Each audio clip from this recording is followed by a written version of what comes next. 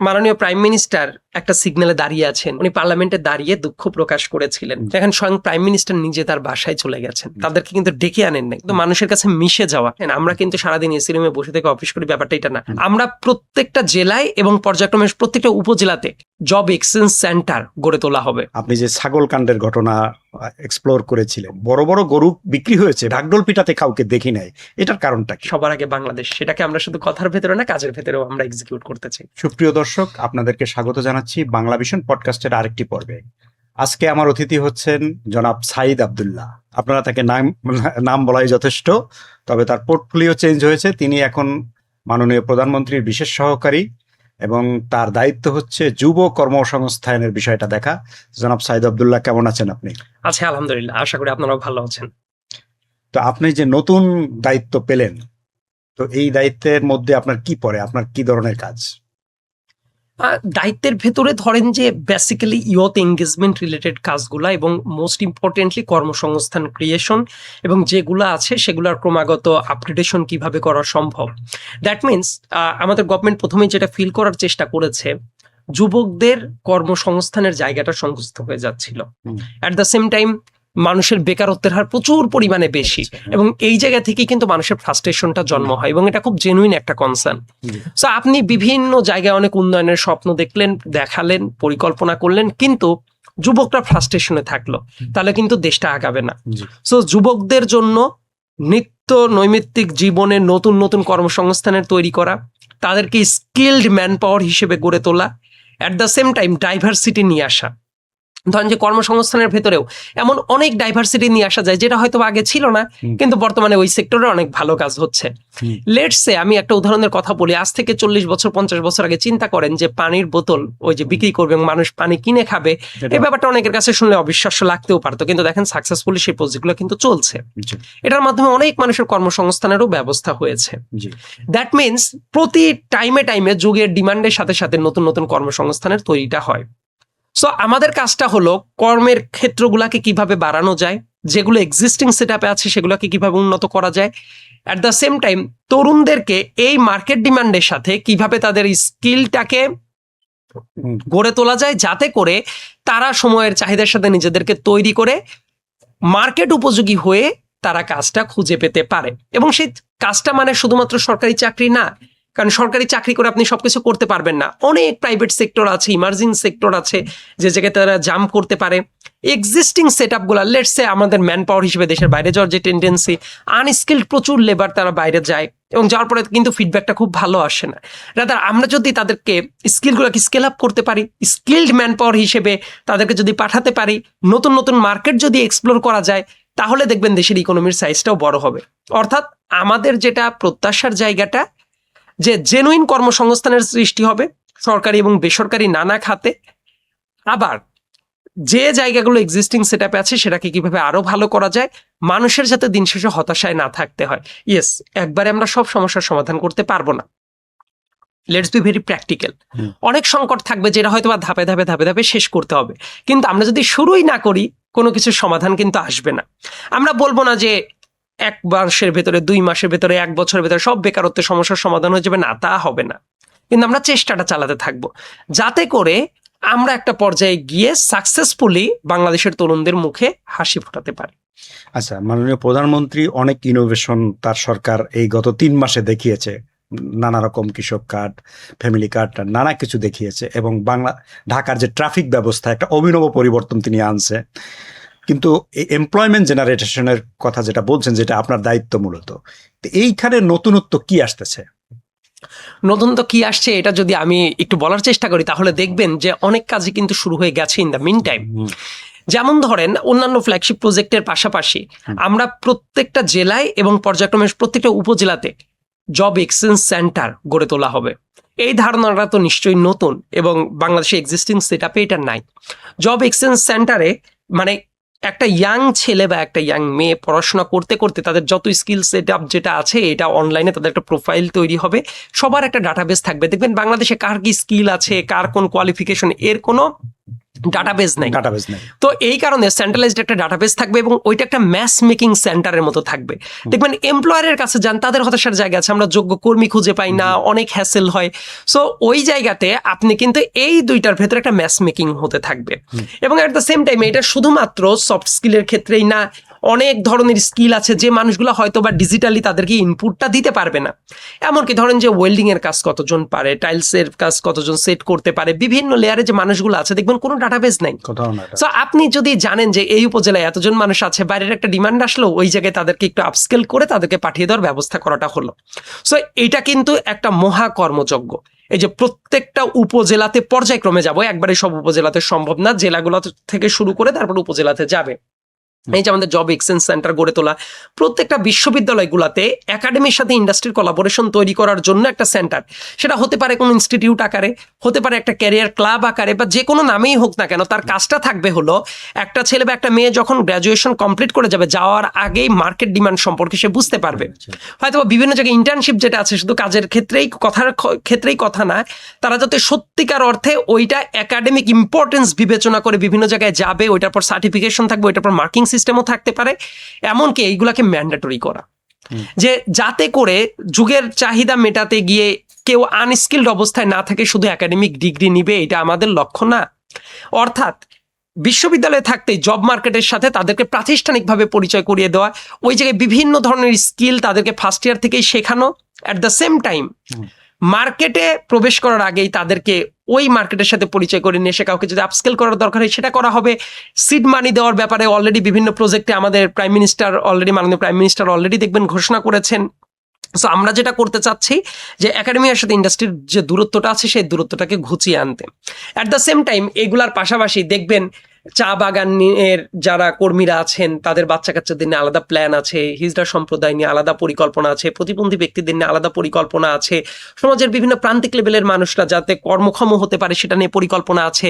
দেশের বাইরে যারা যাচ্ছে দেখবেন অনেক আনস্কিলড ম্যানপাওয়ার হিসেবে যাওয়ার কারণে বিভিন্ন দালাল চক্রের খপ্পরে পড়ে এই মানুষগুলো নানা ভোগান্তির মুখোমুখি হয়। দেখবেন যে বাইরে গিয়েও ঠিকমতো কাজ পাচ্ছে না, ওই জায়গায় এক্সপ্লয়টেশনের শিকারটা হচ্ছে। কিন্তু আমরা একটা পরিকল্পনা হাতে নিয়েছি যে বাইরের ডিমান্ডটা আসার পরে ওইটার সাথে ম্যাচ করে দেশের ভেতরেই তাদেরকে আগে ওই স্কিল সেটটা তাদেরকে অর্জন করাতে বাধ্য করা, এবং করার পরে আমরা মিডল ইস্ট থেকে শুরু করে ইউরোপের নতুন নতুন মার্কেট আমরা এক্সপ্লোর করবো, যে জায়গাতে আমরা স্কিল্ড ম্যান পাওয়ার পাঠাবো। একটু খেয়াল করে দেখেন, 100 জন মানুষ যদি আনস্কিল্ড মানুষ যায় বাইরে, তাদের চেয়ে যদি 10টা মানুষ স্কিল্ড ম্যান পাওয়ার হিসেবে বাইরে যায়, তারা কিন্তু বেশি আউটপুট নিয়ে আসতে পারে। দেখবেন যে রেমিটেন্স তারা যেমন বেশি পাঠাতে পারে, তাদের পরিবারটা ভালো থাকে, দেশের জন্য কিন্তু উপকারটা হয়। এই যে মানুষের হ্যাসেলটা কমিয়ে দেওয়ার যে কাজ সেটা আমরা করছি। এগ্রিকালচার সেক্টরে দেখবেন যে অ্যাগ্রোপ্রেনারশিপ চালু করছে। অ্যাগ্রোপ্রেনারশিপ মিনিং অন্টারপ্রেনারশিপ ইন এগ্রিকালচার, অর্থাৎ যারা একটু শিক্ষিত ছেলে মেয়েরা আছে বা ঢাকায় মোটামুটি একটু পড়াশোনা করেছে বিভিন্ন মফস্বল এরিয়ায়, তারা যদি কৃষি ক্ষেত্রে ছোট ছোট উদ্যোক্তা হয় এবং সেই উদ্যোক্তাদেরকে গভর্নমেন্টই ফ্যাসিলিটেট করবে, যাতে করে সবার ঢাকামুখী হওয়ার দরকার নাই, নিজ নিজ এলাকায় গিয়ে তারা এগ্রিকালচারের ভেতরে ডাইভার্সিটি নিয়ে আসুক, তারা হয়তো বা অনেক এক্সপোর্ট মার্কেটের সাথে এঙ্গেজড হয়ে যেতে পারে। যেমন আমি একটা ছোট উদাহরণ দিই, আনারসটাকে কিন্তু আপনি বিভিন্ন ক্যানিং থেকে শুরু করে বিভিন্ন প্রসেস করে আপনি কিন্তু বাইরে এক্সপোর্ট করতে পারেন, সেই মার্কেটে কিন্তু আমরা ঢুকতে পারিনি। বিভিন্ন ফল ধরেন যে আম বলেন, লিচু বলেন, বিভিন্ন জায়গায় আমরা কিন্তু এক্সপোর্ট মার্কেটে সেভাবে ঢুকতে পারিনি, কিন্তু আমাদের হিউজ পটেনশিয়ালটা আছে। অর্থাৎ আমরা অ্যাগ্রোপ্রেনারশিপ তৈরির মাধ্যমে আমরা কি করতে চাই যে এই মার্কেটগুলোকে আমরা অ্যাভেল করতে চাই। গ্রামের নারীরা যারা আছে বিভিন্ন জায়গায়, তাদেরকে একটু ফ্যাসিলিটেট করলে তারা খুব ভালো উদ্যোক্তা হতে পারে। আমার এলাকাতে পাবনা, আমার নিজের এলাকায় গিয়ে দেখলাম চমৎকার কাঁথার সেলাই করে তারা। আড়ঙে ওই কাঁথার দাম আমি দেখলাম 10 থেকে 15,000 করে, কিন্তু তারা দেখা যায় দাম পায় না। আমরা যদি একটা চেইন তৈরি করতে পারি তাহলে তারাও কিন্তু কি হবে, একটা মার্কেটে ঢুকে পড়তে পারলো। আবার দেখবেন আমরা যে ফ্যামিলি কার্ডটা দিচ্ছি, আমরা যে ফার্মার্স কার্ডটা দিচ্ছি, এর মাধ্যমে কিন্তু একটা সোসাইটির মোবিলাইজেশনটা কিভাবে হয়। কারণ একজন নারীর হাতে যখন আপনি এই টাকাটা পৌঁছে যাচ্ছে, সে কিন্তু এই টাকাটা কোথাও সেভ করবে, হয়তো বা তার ট্রিটমেন্ট পারপাসে খরচ করবে, ট্রিটমেন্ট পারপাসে ব্যয় করলেও এটা কিন্তু আপনার ইকোনমিতে একভাবে যুক্ত হয়। আবার দেখা যাবে কারণ যে সে এই টাকাটা নিয়ে হয়তো 2 মাস 3 মাসের টাকাটা জমিয়ে ধরেন যে কয়েকটা মুরগি পালন শুরু করলো, হয়তো বা একটা ছাগল পালন শুরু করলো, দেখা যাবে আলটিমেটলি এটা কিন্তু আমার ইকোনমিতেই ব্যাক করবে। এটা কিন্তু ব্যাপারটা এরকম না যে দিচ্ছে মানে সম্প্রদান কারকের মতো যে বিনা সত্ত্বে দিতে হয়। এটার মিনিংটা হলো আপনি এটাও একটা one sort of investment. So বিভিন্ন ক্ষেত্রে আমরা এই জাতীয় কর্মসংস্থানের ব্যবস্থাটা, যেটা শুধু নামেই না, আমরা এমন স্ট্রাকচারগুলো তৈরি করছি যার মাধ্যমে তারা যুগের সাথে মার্কেটে প্রবেশ করতে পারে তাদের স্কিল সেট সহ। আবার নিশ্চয়ই প্রাইম মিনিস্টার, আমাদের মাননীয় প্রাইম মিনিস্টার, উনি ঘোষণা দিয়েছেন গ্লোবাল যেসব অনলাইন চেইন সব আছে সেগুলোতেও আমরা কিভাবে ঢুকে পড়তে পারি, আলিবাবার মতো জিনিসে যাতে বাংলাদেশেও একটা হাব হতে পারে। আবার দেখবেন ফ্রিল্যান্সারদেরকে আলাদাভাবে কিভাবে প্যাট্রোনাইজ করা যায় সেটা নিয়েও কথাবার্তা চলছে। হ্যাঁ, অনেক জায়গায় আমরা পুরাপুরি হয়তো বা কিছু সংকট থাকবে, কিছু জায়গায় আমাদের কিছু শর্টকামিংসও থাকতে পারে। আমরা কোন পজিশনে নাই, কোথাও ভুল যদি হয় উইল রেকটিফাই আওয়ারসেলফ, দেন আমরা নতুন করে কাজটা শুরু করব। একটা শূন্য যদি থাকে, আপনার কাজ না করে চুপচাপ বসে থাকাটা সমাধান না। আপনার 0 থেকে 1 বানাবেন, 1 থেকে 2 হবে, এভাবেই তো এগিয়ে যাবে। কোথাও যদি মনে হয় যে না আমাদের এই এক্সপেরিমেন্টটা ফেইল করছে, আমরা নিজেরা আবার কারেক্ট করবো, আবার কারেক্ট পথে আগাবো। মানে আমাদের কাজটা হলো আমরা সামনের দিকে আগাতে হবে। আগাতে গেলে কিছু ভুলভ্রান্তি হতেও পারে, সেটাকে আমরা অ্যাডমিট করব এবং এগিয়ে যাব, গো ধরে বসে থাকবো না। সো এই যে কয়েকটা উদাহরণ দিলাম, এগুলো কিন্তু খুবই সামান্য কয়েকটা উদাহরণ, কিন্তু এর পাশাপাশি আমাদের বিভিন্ন জায়গায় চর এলাকাগুলোকে কিভাবে ডেভেলপ করা যায়, আরবান এরিয়াগুলোকে কিভাবে তৈরি করলে নতুন নতুন কর্মের ক্ষেত্রগুলো তৈরি হয়, সেগুলো নিয়েও কিন্তু আমাদের মাথা ব্যথার জায়গাটা আছে। আচ্ছা, আপনি স্পেসিফিক যেটা বললেন যে কৃষি উদ্যোক্তা তৈরি করার একটা পরিকল্পনা সরকার নিয়েছে, তো এই ক্ষেত্রে সরকার সহযোগিতা করবে, কিভাবে সহযোগিতা করবে? সরকারের সাপোর্টের ব্যাপারটা যেটা হয়, পলিসি সাপোর্টটা দেয়া, রাইট? পলিসি সাপোর্টের পাশাপাশি অনেক ক্ষেত্রে তাদের লোন সাপোর্টের দরকার হতে পারে। দেখবেন আমরা যদি প্রজেক্টটা দেখি যে ভায়াবল হবে এবং ঠিকমতো ইউজ করতে পারে, ধরেন যে একটা মেশিনারি বাইরে থেকে আনার দরকার হবে, সেই মেশিনারিটা আনার জন্য যে ধরনের, ধরেন যে বাইরে থেকে আনার ক্ষেত্রে দেখবেন অনেক % ট্যাক্সটা দিতে হয়, সেই ব্যাপারটা যদি কিছুটা কমানো যায়, আবার দেশে আনার পরে ব্যবসাটা শুরু করার জন্য যদি লোনটা দেয়া যায়, আবার অনেক ক্ষেত্রে ইন্টারেস্টবিহীন লোনটা দেয়া যায়, আবার ধরেন যে একটা গ্রেস পিরিয়ড বড় করা যায়, তাহলে দেখবেন এই পলিসিটা নিয়ে তারা আগাতে পারবে। এবং অ্যাগ্রোপ্রেনারশিপের আমাদের মূল ধারণার জায়গায় এইভাবে যেমন আমরা পলিসি সাপোর্ট দেওয়া যায়, পাশাপাশি ধরেন একজন মানুষ ঢাকা থেকে পড়াশোনা করার পর নিশ্চয়ই দেখেছেন একটা এলাকায় গিয়ে দেখবেন যে গরুর খামার করে বসেছেন। আবার দেখবেন যে কৃষি রিলেটেড অনেক ডাইভার্সিটি নিয়ে আসা যায়। বাংলাদেশে অনেক কৃষি উদ্যোক্তা ছোট ছোট আছেন, দেখবেন যে তারা এত চমৎকার কিছু প্রজেক্ট দাঁড় করিয়ে ফেলছে যেটা হয়তো বা কেউ চিন্তাই করতে পারে নাই। আবার বাংলাদেশ থেকে কিন্তু এক্সপোর্ট সাইজে যদি মার্কেটে আমাদের ঢুকতে হয়, দেখবেন যে ক্যানিং করার মতো বিভিন্ন জায়গায় সুযোগ আছে যেটা ইউজুয়াল মার্কেটে ছিল না। সেই কাজগুলো কিন্তু আমরা চাই যে কৃষি উদ্যোক্তা যারা ক্ষুদ্রভাবে আসবে তাদেরকে এই ব্যাপারগুলোতে পলিসি সাপোর্ট দেওয়ার পাশাপাশি, লোন সাপোর্ট দেওয়ার পাশাপাশি কিভাবে তাদেরকে এগিয়ে নেওয়া যায়। এই কাজটা যখন করা হবে তখন আপনার মতো একজন মানুষও কিন্তু ভাবতে পারেন, ঢাকায় যদি আমি একটা এন্ট্রি জবে ঢুকি তাহলে এই পরিমাণ স্যালারি পাবো। হোয়াট ইফ আমি আমার নিজের এলাকায় চলে যাই, বাড়ির খেয়ে বাড়ির পরে যদি এর যে অর্ধেকও ইনকামটা হয়, কিন্তু সে তো উদ্যোক্তা হয়ে আরো 5টা ছেলেকে সে এঙ্গেজ করতে পারবে। এইভাবেই কিন্তু বড় বড় দেশগুলো এগিয়ে যায়। হয়তোবা আমরা ওই চিন্তাটাই করছি যাতে করে ফ্রাস্ট্রেশনের জায়গায় না পড়ে, পড়াশোনা শেষ করে কয়েক বছর ধরে একটা সরকারি চাকরির পেছনে দৌড়াচ্ছে, তার মেধাটা তো অপচয় হচ্ছে।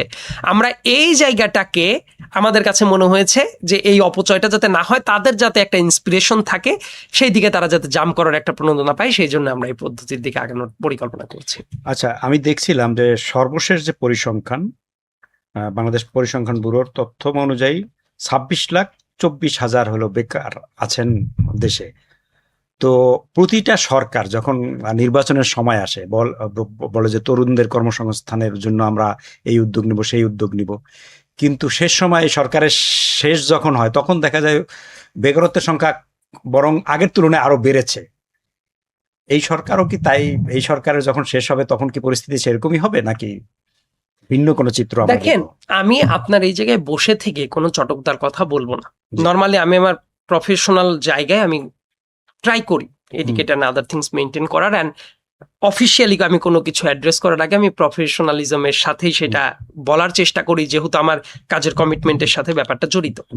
আমি আপনাকে যদি বলি যে এটা হয়ে যাবে, আমি তো জানি না যে কনক্লুসিভ ব্যাপারটা কি হবে, বাট আমরা চেষ্টাটা যে করছি, নিশ্চয়ই এতক্ষণ ধরে আলোচনা শোনার পরে একটা গভর্নমেন্টের বয়স 4 মাসও হয় নাই। এই যে পরিকল্পনাগুলো ডিজাইন করা হয়েছে, ইভেন আমাদের ইস্তেহারের ভেতরেও দেখবেন আছে, আমরা এটা অনেক আগের থেকে কিন্তু এই পরিকল্পনাগুলো করেছি। স্বয়ং প্রাইম মিনিস্টার, তখন তো প্রাইম মিনিস্টার হননি, উনি ইভেন বাইরেও যখন ছিলেন জুমে আমাদের সাথে বছরের ওপরে টাইম নিয়ে এইগুলা কিন্তু ডেভেলপ করেছেন। হুম। এবং আমরা এই পরিকল্পনাগুলো করার পরে অনেকগুলা পরিকল্পনা অলরেডি ফিল্ডে চলে গেছে না। হুম। আবার আমরা জাস্ট একটা ছোট্ট উদাহরণ দিই, তাহলে বুঝতে আপনার জন্য সুবিধা হবে যে আমরা কি শুধুমাত্র ইশতেহারি দিয়ে রয়েছি নাকি আমরা কাজ করছি। ইশতেহারে নিশ্চয়ই দেখেছিলেন যে কৃষকদের ঋণ মকুব করা হবে। গভর্নমেন্টে আসার পরে কতদিনের ভেতরে 10 লাখ কৃষকের 10,000 করে ঋণ মৌকুব করা হয়েছে ইন্টারেস্ট জি। সহ। তার মানে আমরা কিন্তু কথা রাখার চেষ্টাটা করছি। ইনফ্যাক্ট আমরা এই যে এই পদ্ধতিগুলো নিয়ে যখন আমরা আগাতে থাকবো, এই পরিকল্পনাগুলো করার পরে অনেকগুলো কিন্তু ফিল্ড লেভেলে কিছু কিছু কাজ চলে গেছে। আমি ইভেন এই সামনের সপ্তাহের ভেতরে আরো বেশ কিছু জায়গায় যাবো। ইনফ্যাক্ট মিডিয়াতে নিশ্চয়ই দেখেছেন আমরা কিন্তু সারাদিন এসি রুমে বসে থেকে অফিস করি, ব্যাপারটা এটা না। না। আমি অনেকগুলা জেলা ভিজিট করেছি, যুব উন্নয়ন কেন্দ্র কিভাবে কাজ করে, টিটিসি কিভাবে কাজ করে, এসএমই কিভাবে কাজ করছে। আমি প্রচুর জায়গায় ফিল্ড লেভেলে গিয়ে গিয়ে দেখে দেখে কিন্তু আমার কাজগুলো ডিজাইন করছি। এবং আমাদের জেনুইন ইন্টেনশনটা আছে, this much I can assure you. আমরা সেই চেষ্টাটা করছি এবং এই চেষ্টার সারথি তো আপনারা সবাই, কারণ বাংলাদেশ ভালো করলে তো আপনারাও ভালো জি। ফিল করবেন, যারা বিএনপিকে ভোট দিয়েছে এবং যারা দেয় নাই, সবাই ভালো ফিল করবে যে না, বাংলাদেশে কর্মসংস্থানের ব্যবস্থাটা হচ্ছে এবং সেটা আমাদের জেনুইন ইন্টেনশন আছে। আর একটু টাইম আগালে হয়তোবা দেখবেন যে প্র্যাকটিক্যালি ভিজিবল কিছু দেখতে পারছেন। তো আমরা শুধু চটকদার কথাবার্তা বলে হ্যান কারেঙ্গা ত্যান কারেঙ্গা এটার ভিতরে থাকতে চাচ্ছি না। দাদার কাজের সুস্পষ্ট কিছু পরিকল্পনা তো আপনার সাথেই তুলে ধরলাম, এবং কয়েকদিনের ভেতরে দেখবেন যে আরো যখন প্র্যাকটিক্যালি দাঁড়িয়ে যাবে তারপরে নিশ্চয়ই আপনাদের উত্তর আপনারাই পেয়ে যাবেন। আমাদের কাজ সারাক্ষণ কথা বলে ডিপেন্ড করে না, দাদা আমরা আমাদের কাজটা করতে থাকি, আপনারা আপনাদের ন্যায্যতার জায়গা থেকে সেটা সবাইকে বললেই আমার কাছে মনে হয় যে সেটা হয়। আচ্ছা, প্রসঙ্গ পরিবর্তন করে যাতে আপনাকে জিজ্ঞেস করি যে এই সরকারের 3 মাসের সরকারের সেরা 3টা অ্যাচিভমেন্ট যদি আপনাকে বলতে বলি, আপনি কোন 3টাকে বলবেন? অনেক কাজ সরকার আমাদের কাছে মনে হয় যে নাম্বার 1, আপনি অনেক কিছু বলতে পারেন, mindset is very important thing. মানে if you look at our prime minister, then মাননীয় প্রাইম মিনিস্টার একটা সিগন্যালে দাঁড়িয়ে আছেন, অনেক বেশি প্রোটোকল ইউজ করছেন না। তারপরে দেখবেন যে উনি নিজেই বিভিন্ন কাজ তদারকি করছেন। মানুষের কাছে দুঃখ প্রকাশ করার নজিরও আছে। পার্লামেন্টে দাঁড়িয়ে থেকে মনে আছে কিছুদিন আগে চট্টগ্রাম যখন ডুবে গিয়েছিল 2 দিনের জন্য, উনি তো বলতেই পারতেন এগুলো আমাদের কোনো দায় না, কোনো কিছু না। উনি পার্লামেন্টে দাঁড়িয়ে দুঃখ প্রকাশ করেছিলেন। এই অ্যাপ্রোচটা প্রাইম মিনিস্টার বাংলাদেশে অতীত বিভিন্ন টাইমে তো লাস্টে 15 বছর তো দেখেছেন, নিশ্চয় একটা বিহেভিয়ারাল চেঞ্জটা দেখেছেন। আবার প্রত্যেকটা জায়গায় সেক্টর এক্সপার্টদেরকে বিভিন্নভাবে কিন্তু উনি অ্যাকোমোডেট করছেন। দেখবেন যে পরিবেশ নিয়ে একজন জার্নালিস্ট কাজ করেন, তাদেরকে লাঞ্চ টাইমে ডেকে নিয়ে তার মতামত নিচ্ছেন কিভাবে আরেকটু ভালো করা যায়, সব কাজটা করা যায়। এই চিন্তার প্যাটার্নটা যে চেঞ্জ হয়েছে, এটাকে আমি বড় একটা প্রোগ্রেস হিসেবে দেখতে চাই। আবার এই যে দেখবেন যে গভর্নমেন্টের কাজগুলোর ভেতরে যে কমিটমেন্টগুলো দেওয়া হয়েছে, সেগুলো শুধুমাত্র কমিটমেন্টেই যাতে না থাকে, অনেকগুলো ফ্ল্যাগশিপ প্রোগ্রাম অলরেডি পাইলটিং এ চলে গেছে। মানে একটা ব্রিদিং স্পেস নিয়ে যে ঠিক আছে হানিমুন পিরিয়ড পার হোক, বছরখানেক পরে দেখা যাবে, সেজন্য কিন্তু কেউ বসে নাই এবং প্রত্যেক কিন্তু কেপিআই ফিক্স করে দেওয়া হয়েছে। আচ্ছা, ইনফ্যাক্ট 3 মাসে কি কাজ করা হলো, 6 মাসে কি কাজ করা হবে, প্রত্যেকটা মিনিস্ট্রির জরিপ হচ্ছে কার পারফরমেন্স কেমন, অর্থাৎ কোন মন্ত্রীর পারফরমেন্স কেমন, কোন উপদেষ্টার পারফরমেন্স কেমন, এগুলোর কিন্তু হিসাব নিকাশ কন্টিনিউয়াসলি চলছে। এই মাইন্ডসেট চেঞ্জটাকে আমি মনে করি যে সবচেয়ে গুরুত্বপূর্ণ ব্যাপার। আপনি কবে দেখেছেন যে প্রাইম মিনিস্টার রাস্তায় সিগন্যালে দাঁড়িয়ে আছেন? না, দেখিনি, বাংলাদেশে দেখিনি, বাংলাদেশ এবং সেই নজিরটা দেখেন শুরু হয়ে গেছে, রাইট? সো মানুষকে ফিল করার যে জার্নিটা, সেটা আমরা রাখার চেষ্টা করছি, আমাদের সঙ্গে প্রাইম মিনিস্টার রাখার চেষ্টা করছেন। আবার বিভিন্ন এলাকায় উনি কি পরিমাণ সফর করছেন এটা নিজেই দেখতে পাচ্ছেন, কিন্তু মানুষের কাছে মিশে যাওয়া, এটা কিন্তু একটা বড় ধরনের চেঞ্জ। সো আপনি 3টার কথা বললেন, তো একটা আমি অবশ্যই বলি যে এই বিহেভিয়ারাল প্যাটার্নটা চেঞ্জ, এবং উনি যখন এই চিন্তা ভাবনায় চেঞ্জটা নিয়ে আসতে পারছেন, এটা কিন্তু সবার জায়গাতে প্রতিধ্বনিত হতে বাধ্য। 2 নম্বর ব্যাপার যদি আমাকে বলেন যে ইস্তেহারটাকে শুধুমাত্র আমরা একটা বুক হিসেবে নাই, এইটাকে একটা গাইডিং প্রিন্সিপাল হিসেবে নিয়ে জেনুইন কাজটা করা শুরু হয়ে গেছে। আর 3 নম্বর যে ব্যাপারটা আমাকে যদি বলেন যে এই ব্যাপারটা কি, আমি বলবো দায়বদ্ধতার জায়গাটা। নিশ্চয়ই প্রত্যেকটা জায়গায়, এই কথাটা মিডিয়াতেও নিশ্চয়ই দেখেছেন যে মিনিস্টারদের দায়বদ্ধতার জায়গাটা শুরু হয়েছে। এমপিদের থোক বরাদ্দ শুধু নিয়ে যাবে, বসে থাকবে, তা হবে না, কি কাজ করলো প্রজেক্টটা দেখাতে হবে। এই যে ক্রমাগত অ্যাসেসমেন্টের ভেতর দিয়ে যাওয়ার যে জার্নিটা, এই জার্নিটা কিন্তু আপনাকে পরের দিন আপনার কাজটাকে আরো ভালো করার জন্য তৎপরটা করে। এবং এই কাজগুলাকে আমি মনে করি যে টপ 3 কাজ। দেখেন আপনি হয়তো বা কোনো ম্যাটেরিয়াল হিসাব জানতে পারতেন, এই কাজটা 1, এই কাজটা 2, এই কাজটা 3। দেখেন কিছু কাজ আছে অটোমেটিক হবে। আপনি যদি প্রসেসটা ঠিক করে দেন, ওই প্রসেসের ভেতর থেকে অনেক ভালো প্রোডাক্ট আসবে। এই কারণে আমি প্রোডাক্টের দিকে না গিয়ে আমি প্রসেসগুলাকে নিয়েই আমি আলাদাভাবে আইডেন্টিফাই করলাম। আচ্ছা, সরকারের অনেক অ্যাচিভমেন্ট আছে সত্যি, কিন্তু সরকারের এই যে আইন শৃঙ্খলা পরিস্থিতি নিয়ে একটু মানুষের মধ্যে অস্বস্তি আছে। সম্প্রতি কয়েকটা ঘটনা ঘটেছে, নারীদের উপরে সহিংসতার ঘটনা। এইটা আসলে আমরা থামাতে পারছি না কেন? আমি মনে করি যে প্রত্যেকটা দুর্ঘটনায় অত্যন্ত দুঃখজনক। হুম। সেটার জন্য আমরা কখনোই বলবো না যে সব দায় এড়িয়ে যাওয়া উচিত না, হুম। আমরা সেটা করতে চাই না, হুম। বরং সেই ব্যাপারগুলোকে অ্যাড্রেস করতে চাই। রামি স্যার ওভার একটা শিশুর রামি স্যার খুবই নির্মম একটা ঘটনা ঘটলো। ঘটেছে। দেখেন স্বয়ং প্রাইম মিনিস্টার নিজে তার বাসায় চলে গেছেন, হুম। তাদেরকে কিন্তু ডেকে আনেন নাই। হুম। এবং সেটার কিন্তু আমাদের ট্রায়াল কোর্টের যে বিচার দেখবেন অল্প কয়েকদিনের ভিতরে হুম। সেটা সম্পন্ন হয়েছে। হয়ে এবং গেছে। আমি যেটা দেখতে চাই এগুলোর পেছনে আরো সিরিয়াস অ্যাকশন চলতে থাকবে। হ্যাঁ, কিছু জায়গা নিয়ে আপত্তির জায়গা থাকতে পারে, প্রশ্নের জায়গাটা থাকতে পারে, সেই জায়গাটা রেকটিফাই করারও পরিকল্পনাটা চলছে। এবং এটা তো র্যান্ডমলি ইলেক্টেড গভর্নমেন্ট আসার পরেই খারাপ হয়ে গেছে এরকম না, বেশ কিছুদিন যাবতই কিন্তু হুম। আপনি চিন্তা করলে এই ধরনের একটা অসন্তোষ বিভিন্ন জায়গায় ছিল। এবং সেই অস্থিরতাটা কমিয়ে আনাটা খুব গুরুত্বপূর্ণ। মাঝে তো অনেক ঘটনা ঘটে গেছে আমাদের হুম। গণ অভ্যুত্থানের পরে, দেখবেন বিশাল পুলিশিং একটা বিশাল ঘাটতির জায়গাটা ছিল, হাইব্রিড মডেলে চলতে হয়েছে, যে সেনাবাহিনীকে ফিল্ডে নামিয়ে তারপর কাজ করতে হয়েছে, পুলিশের কনফিডেন্সহীনতা ছিল। আবার বিভিন্ন জায়গায় তো এমন অনেক মানুষ ছিল যারা একটা নর্মাল প্রসেসটাকে ব্যাঘাত ঘটানোর জন্য বিভিন্ন লেয়ারে অনেক মানুষ ছিল, এটাকে অস্বীকার করতে পারবেন। অস্বীকার করার কিছু নাই। হুম। পুলিশিং এর জায়গা থেকে, তারপর সাচিবিক বিভিন্ন জায়গা থেকে। সো একটা সিস্টেম যখন এই লেভেলে চলে যায় সেই জায়গা থেকে রিপেয়ার কিন্তু একদিনে সম্ভব না, কিন্তু we are trying, this much I can assure you. আর 2 নম্বর ব্যাপার যেটা, যেসব জায়গায় কিছু অসন্তোষ ঘটছে সেগুলা প্রত্যেকটা জায়গায় খুব ভালো মতো মার্কিং এ রাখা হচ্ছে, এবং সেই জায়গাটা যাতে না হয় সেটা উতরে যাওয়ার মতো প্ল্যান হাতে নেওয়া হচ্ছে। আমরা আশা করি সেই ব্যাপারটা সামনে পরিস্থিতি ভালো হবে বলে আমাদের অভিপ্রায়টা আছে, এবং চেষ্টাটাও চলতে থাকবে। কারণ আমরা যেটা চাই, আমরা দায় এড়িয়ে যেতে চাই না। দেখেন আপনার এই জায়গায় এসে আমি যদি বলতাম দেশে কোথাও কোনো অস্থিরতা নাই, এগুলো আপনাদের বানানো কথা, এটা হুম। অনেক পলিটিক্যাল মানুষ কিন্তু বলে, বলবে। কিন্তু নিশ্চয়ই আমাদের অ্যাপ্রোচটা বুঝতে পারছেন হুম। যে আমরা সেই মোডে নাই। হুম। আমরা বরং বলছি ঠিক আছে এটাও হওয়া উচিত না, এটারও ভালোটা হওয়া দরকার। হুম। এখন এই ব্যাপারটাকে আপনারা কি পজিটিভ চেঞ্জ আকারে দেখেন, নাকি মনে করেন যে না কিছুই হইল না? ওই রকম ডাটা ধরে ধরে হিসাব করলে দেখবেন কোন সালে কত মারা গেছে, কোন সালে কি হয়েছে, এটা দেখে কিছু ডিফেন্ড করার জায়গাও তৈরি হতে পারে। জি। কিন্তু ওই পথে আমরা আগাতে চাই না, বরং আমরা মনে করি বাংলাদেশটা সামনের দিনে আরো অনেক ভালো হওয়া দরকার, অনেক ভালো করার স্কোপ আছে জন্যই তো ক্রমাগত খেটে যাচ্ছি। কিন্তু আমরা যদি মনে করি আমাদের আর ভালো করার জায়গা নেই, আমরা সর্বোচ্চ ভালো লেভেলে চলে এসেছি, তাহলে তো মনে হবে যে না আর আমরা কিছু করতে চাই না, বরং আমরা মনে করি আমাদের গ্যাপ আছে, হুম। সেই গ্যাপটাকে কিভাবে উতরাবো সেটার জন্যই তো আমাদের এই যাত্রাটা।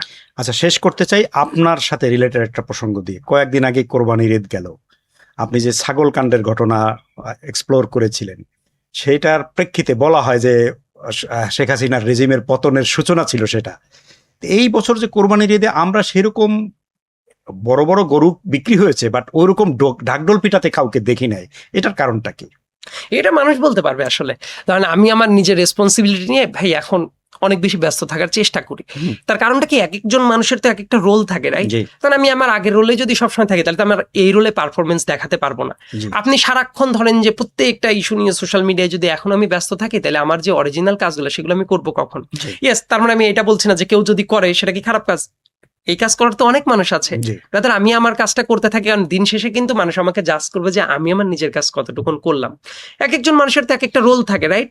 জি। না আজকে আপনি সাংবাদিক হিসেবে আছেন, কালকে যদি সাংবাদিক হিসেবে না থেকে আপনি আরেকটা ব্যবসায়ী হয়ে যান, হুম। আপনি কি তখন সাংবাদিক হিসেবে যা যা করেছেন আপনি কি তখন এটা করতে পারবেন? না। আপনি যখন যে রোলে আছেন ওই রোলটা আপনি পারফেক্টলি করতে পারছেন কিনা, এটা খুব গুরুত্বপূর্ণ ব্যাপার। জি। হ্যাঁ, অনেক মানুষ হয়তো বা এটা শো করছে না বা করছে। আমি তো চাই যে প্রত্যেকের একটা লায়াবিলিটিটা তৈরি হওয়াটা খুব বেশি মাত্রায় জরুরি। এবং এই যে যথে মানে স্বেচ্ছাচারিতার মাধ্যমে যাচ্ছে তাই করে ফেলার মানসিকতা, এই জিনিসটা যত দূর হয়ে যায় সেটা তো বড় ভালো। আমি আমার জায়গা থেকে ভাই ক্ষুদ্র চেষ্টাটা করেছি, এ ধরনের চেষ্টা আরো অনেক মানুষ করতে পারে, আরো অনেক মানুষ করবে। প্রত্যেকের রোলটাকেই আমি রেসপেক্ট করারও চেষ্টা করি, এবং যার যার রোলে তার প্লে করাটা উচিত বলে আমি মনে করি। আচ্ছা, শেষ কথা, আপনি তরুণদের কর্মসংস্থানের যেহেতু দায়িত্ব পালন করছেন, চেষ্টা করছেন, সেক্ষেত্রে আপনি তরুণদের উদ্দেশ্যে কি বলবেন? তাদের কিভাবে এই যে তাদের বেকারত্ব থেকে দূর করার জন্য তাদের কি কেমন প্রস্তুতি নেওয়া উচিত? এই কথা বলতে গেলে অনেক লম্বা কথা বলতে হবে, কিন্তু আমি জানি সময় শেষ। আমার যেটা মনে হয় যে আমরা আইডিয়াগুলো শোনার জন্য মানসিকভাবে তৈরি। সারা দেশেই আইডিয়াগুলো আমরা নিব, হাতে হাত রেখে একসাথে কাজ করব। এইখানে কেউ মাস্টার না, এইখানে কেউ সার্ভেন্ট না, আমরা প্রত্যেকের পরিপূরক। সো তরুণরাও যাতে প্রাণ খুলে বলতে পারে যে এই কাজটা করলে ভালো হয়, সেটা শোনার জন্য আমরা রেডি। আমাদেরও আইডিয়াগুলো জেনারেট করবো কাদের জন্য? তরুণদের জন্যই। সো এই সুযোগটা আমরা অবারিত রাখবো, অর্থাৎ কমিউনিকেশনের জায়গায় যাতে কোনো ঘাটতিটা না হয়। আর 2 নম্বর ব্যাপার, যে বিভিন্ন জিনিস সারাক্ষণ আপনি সমালোচনা করলেন, সারাক্ষণ এইটা গালিগালাজ অমুক তমুক করলেন, করতেই পারেন, কিন্তু একই সাথে চলেন আমরা একসাথে কাজ করি। সমগ্র তরুণদের উদ্দেশ্যে আমার এটাই বার্তা যে কেউ যদি কোনো কাজের আইডিয়া নিয়ে আসে আমরা সেটা শোনার জন্য প্রস্তুত, এবং আমরা একসাথে কাজ করে দেখেন, আপনি কারো সমালোচনা করতে পারেন, প্রশংসা করতে পারেন, হোয়াট এভার ইট ইজ, সেটা নিয়ে আমাদের খুব একটা মাথা ব্যথা নেই। কিন্তু চলেন সবাই মিলে আমরা কাজ করে দেশটাকে বদলানোর চেষ্টা করি। অনেক অভিযোগ তোলা যায়, অভিযোগ করা যায়, কিন্তু একসাথে যদি আমরা কাজটা করে দেশটার অবস্থা আগের তুলনায় একটু হলেও ভালো করতে পারি, that will be our achievement as a whole. So সবাই নিয়ে কাজ করার মতো একটা পরিবেশ আমরা তৈরি করতে চাই, যে জায়গায় সবাই মিলে সবার আইডিয়াগুলোকে অ্যাকোমোডেট করে আমরা সামনের বাংলাদেশে এগিয়ে যেতে চাই। কারণ আমরা তো বলি সবার আগে বাংলাদেশ, সেটাকে আমরা শুধু কথার ভেতরে না, কাজের ভেতরেও আমরা এক্সিকিউট করতে চাই। ধন্যবাদ জনাব সাঈদ আব্দুল্লাহ। ধন্যবাদ আপনাদেরকে, আপনার দর্শক যারা আছেন তাদেরকে। সুপ্রিয় দর্শক, আপনাদেরকেও ধন্যবাদ জানিয়ে আজকের মতো আলাপ এখানেই শেষ করতে চাচ্ছি।